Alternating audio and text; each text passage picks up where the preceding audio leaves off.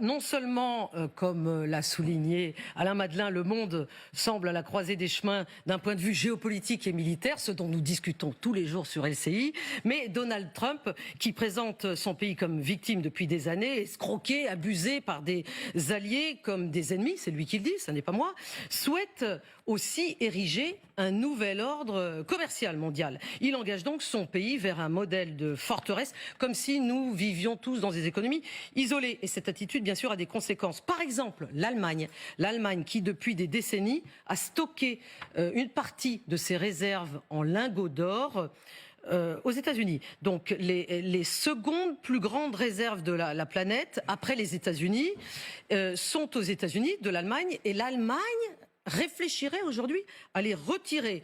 Voici ce qu'a dit un député européen de la CDU, Markus Ferber, à ce propos, dans un article. « J'exige des contrôles réguliers des réserves d'or de l'Allemagne.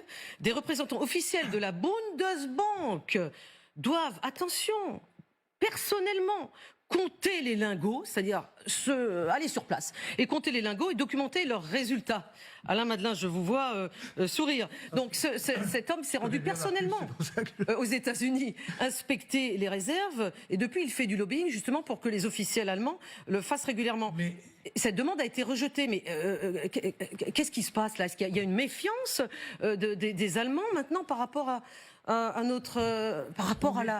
la banque américaine? Vous savez, Alice en Pays des Merveilles, à un moment donné, on passe de l'autre côté du miroir. Oui. Et là, les choses ne veulent plus rien dire. Je crois que nous sommes passés... Nous sommes de l'autre côté du miroir. De l'autre côté du miroir. L'agresseur devient l'agressé. Là, sur cette histoire de lingots d'or, c'est drôle parce que, en arrivant... Trump l'avait dit, et je crois que Musk aussi, c'est ça. Oui, non, c'était avait dit, il devait aller à Fort Knox vérifier. Si les démocrates nous ont pas volé de l'or... Alors... D'accord, d'accord. Oui.